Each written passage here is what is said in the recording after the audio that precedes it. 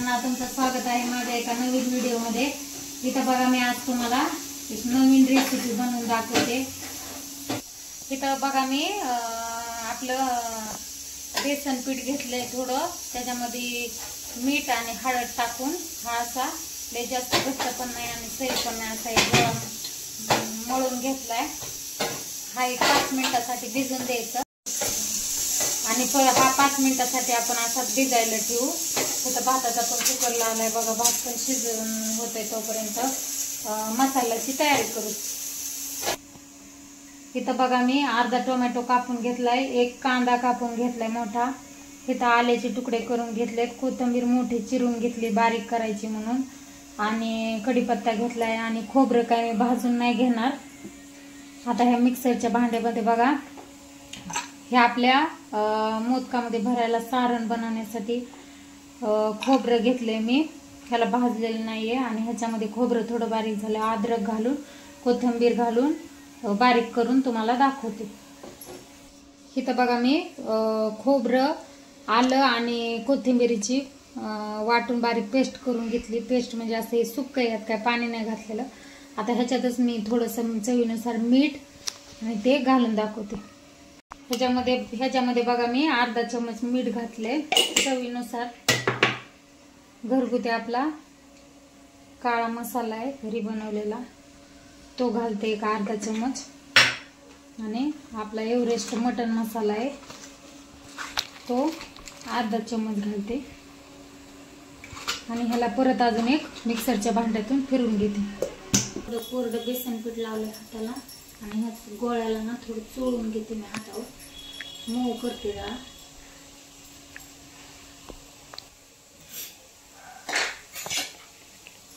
हे बघा आता आपण अशी एक छोटी गोळी घेतली आहे, हाताला थोडं पीठ लावलं चिटकते त्याच्यामुळं, बेसन चिकट असतं ना त्याच्यामुळं।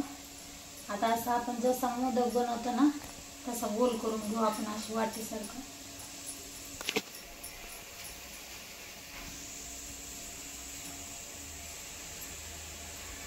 हे बघा, आणि ह्याच्यामध्ये आपण सारण केलंय ना हे सारण भरायचं। एकदम छान भाजी लागते मसाल्याची, हे ज्वारीची बाजरीची भाकर चपाती कशासोबत भात सगळे सोबत छान लागते ना, असं ना मोदक सारखा आकार द्यायचा।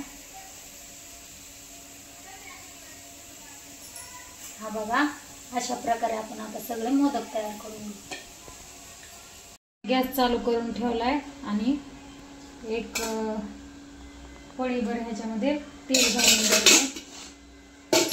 तेल चांगलं गरम होईपर्यंत तुम्हाला मसाले दाखवते मी। इथं धना पावडर, थोडा मटन मसाला आणि घरगुती आपला काळा मसाला बनवलेला तो घेतलाय, आणि ह्या वाटणामध्ये मगाशी तुम्हाला कांदा दाखवला तो कांदा मी भाजून कांदा टोमॅटो अद्रक आणि थोडं खोबरं याची पेस्ट करून घेतली। आपले मोदक मी एवढे भरून घेतलेत सगळे। चला तर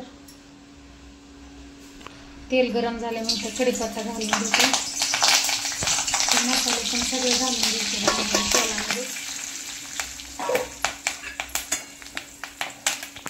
आता जास्त मसाले परतून द्यायचे नाही,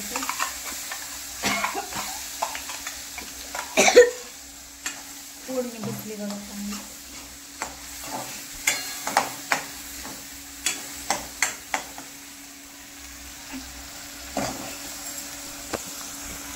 इथं बघा छानपैकी आता हे परतून घेते मी। ह्याच्यामध्ये जरा पिवळसर दिसते पण असं ना लाल लाल मसाला दिसतोय, लाईटमुळं का मोबाईलच्या ह्याच्यामुळं काय माहिती।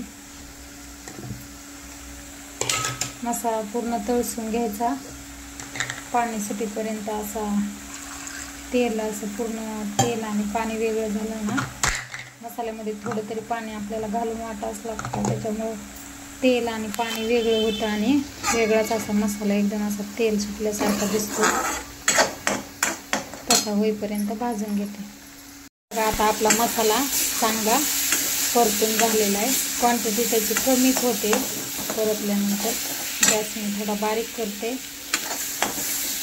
त्याच्यामध्ये बघा मी मिक्सरच्या भांड्यामध्ये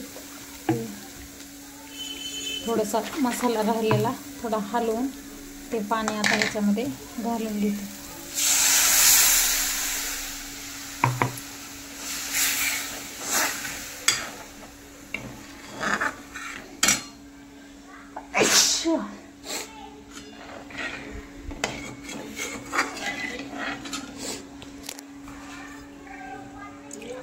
त्याच्यामध्ये अजून मी पाणी घालते, का तर ना हे मोदक शिजायला वेळ लागेल ना, त्याच्यामुळं आपण थोडंसं लय घट्ट नाही करायची भाजी, पातळच बनवायची.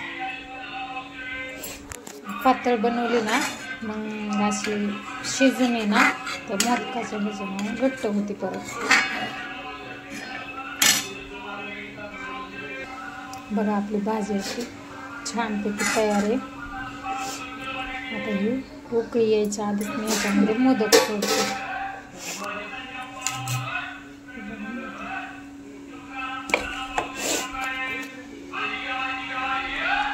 एक एक करून सगळे मोदक मी ह्याच्यामध्ये सोडून घेते आणि छान भाजीला बारीक गॅसवरती शिजवून घ्यायचं. भाजीवाला आलाय, चला भाजी पण घ्यावं लागेल आपल्याला. आवाज येत असेल तर श्लोकसाठी बघा, तर म्हणलं मोमोज सारखा करून, मोदक नाही बनवला, मोमोज बनवला.